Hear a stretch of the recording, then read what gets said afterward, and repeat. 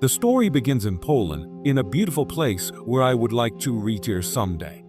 However, those enjoying the facilities are Joe and Laura, two former special agents who have decided to retire from the dangerous and secretive life they led to give their relationship a try.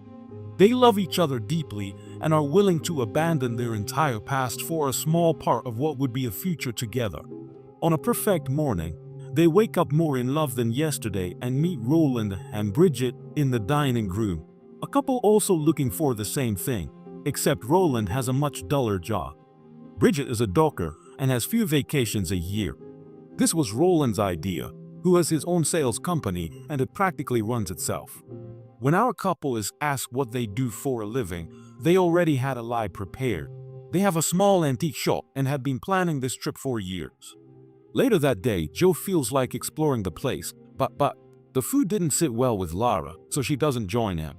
The group walks with the guide through the area when they hear the engine of a small plane approaching. Inside are two CIA agents who slowly approach the resort's location.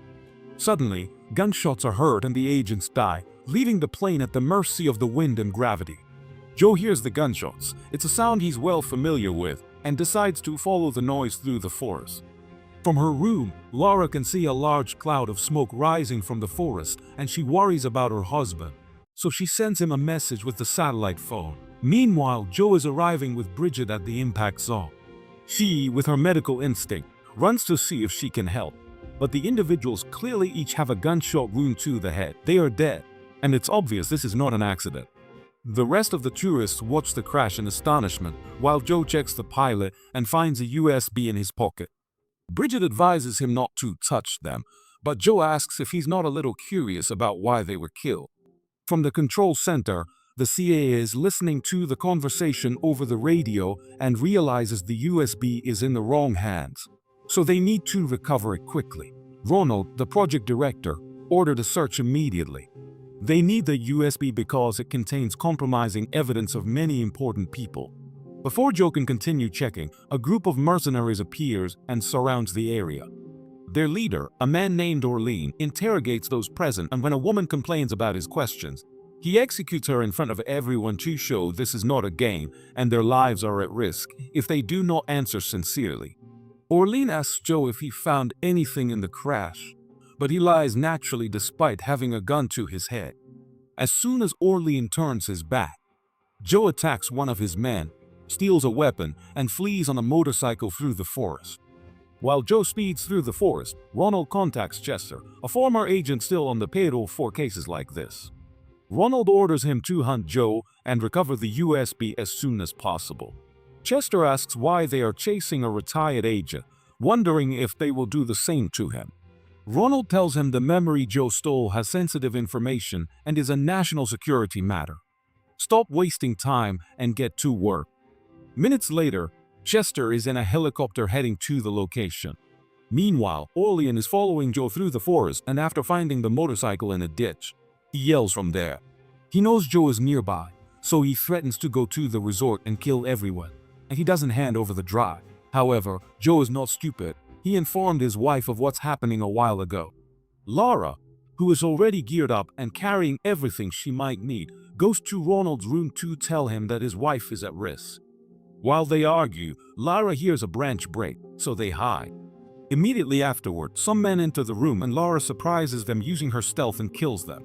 On the other hand, Chester has already arrived in the area, and since he is a man who doesn't like to leave loose ends, he watches from his window as the agent who took him to his hideout collapses in the middle of the street after he poisoned him.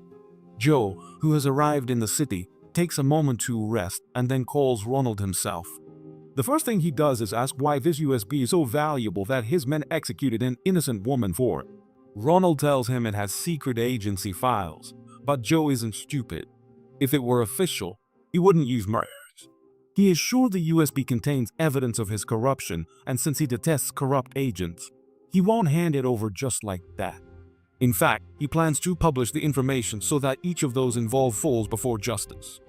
Ronald, who had been tracking his location, sends it to Chester to attack Joe and retrieve the drive. After hanging up, Joe calls Lara and explains the situation to her. She, being just like him, says she agrees with his decision and supports him. A few minutes later, Chester enters Joe's room calmly, as only 2 agents of the highest rank would handle this situation. Chester serves a couple of drinks and directly asks Joe if he has the memory, but he tells him that Orlean took it. Now he only worries about his safety. Joe isn't dumb, he won't drink anything from an agent sent to kill him, so he puts down the glass and continues talking.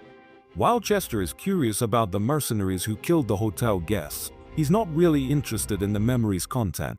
His mission is to retrieve it and get paid. As you know, agents don't have a retirement plan. They have to make a living somehow.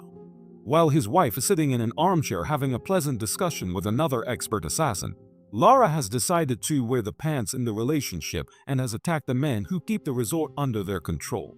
Her goal is to free the hostages so that Orlean cannot use them against Joe to obtain the memory.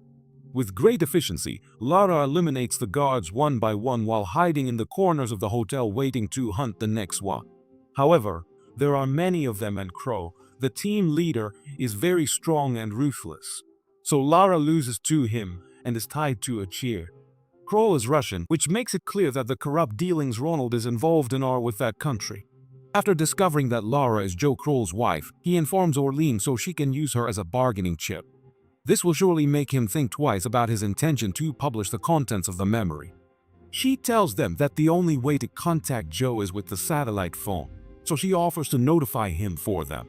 Kroll, believing he won this fight, lets Lara touch the phone and she enters a code that initially seems to show them a GPS location. But in reality, the phone ends up exploding in Kroll's hands.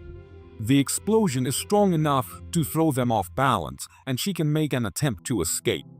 Meanwhile, Orlean has reached Joe's location and having surrounded the entire place, gives him an ultimatum to hand over the memory or they will kill Lara.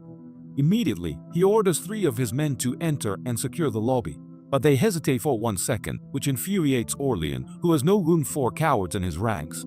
And when his men turn their backs on him, he executes all 3. Inside the room, Chester hears Orlean say that they plan to use the memory for their interests, so if he gets it, it would be bad for the US.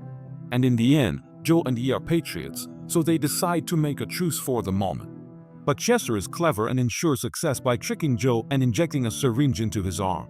Then he tells him he injected a poison that will kill him in 24 hours. Only he knows the antidote and will give it in exchange for the memory. Joe agrees, but first he wants Chester to help him save his wife. So now they are partners against Orlean and her group of mercenaries. Right after the truce, the building fills with smoke, so they need to get out of there immediately, as they are outnumbered. As they go down the stairs, Chester throws a grenade at a wall, with the intention of creating an escape route. With the explosion, the whole building shakes. Even Joe is caught by surprise and ends up knocked down. When the smoke clears, Chester can see the memory on the ground, so he takes it and leaves Joe to his fate. Although he fights bravely, Joe is no match for Orlean and all his men, so he ends up being captured. Trying to buy time, Joe asks Orlean his role in this, and he reveals he was initially hired as security for the pilots, but upon learning the contents, he switched sides to use it to his advantage. He wants to expose Ronald and his criminal partners and of course profit in the process. For that, he contacted the Russians. They'll pay well for all that information. He killed the pilots, and if Joe thinks he has a way out of this, he better think twice. Between a rock and a hard place, Joe confesses that Chester has the memory, but he knows where it's going and can help him, so he offers him a temporary truce. For the second time in 5 minutes, Joe has managed to turn his enemy into his ally and he better hurry. He still has the poison in his system. Ronald is tired of waiting for news, so he sends 2 raptors to eliminate everyone and destroy the memory. Combat drones quickly locate Orlean and his men, unleashing a rain of fire and bullets upon them. Orlean manages to escape by crashing into a gas station.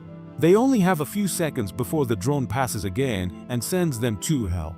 In a moment of tension, Joe decides to shoot directly at the drone and manages to bring it down. But Orlean has changed his mind about the truce. He is furious over the death of his men and has decided to work alone from now on. Luckily, the shot that is heard doesn't come from Orlean's gun, it comes from behind him. Lara has managed to escape and followed the path of destruction they left, allowing her to arrive just in time to save her husband from certain death. The next morning, both manage to escape from the drone, but Lara is badly injured. Out of nowhere, Chester appears. He is staggering and weak. He wants to know what John did to him. He reveals that years ago, he studied the agency's legends and knows how Chester worked. So switching the syringes wasn't hard for him. What Chester injected was only saline solution, but what was in the bottle that Chester almost drank all of was the real poison. Now Chester is a few minutes away from dying, and Joe has the antidote. If Chester doesn't agree to return the memory and help them bring Ronald to justice, he will die on that dock alone. In the end, Chester gives in and Joe hands him the antidote.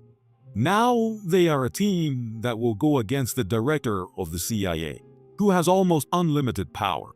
And that's how it ends. Now watch one of these two videos or I'll steal your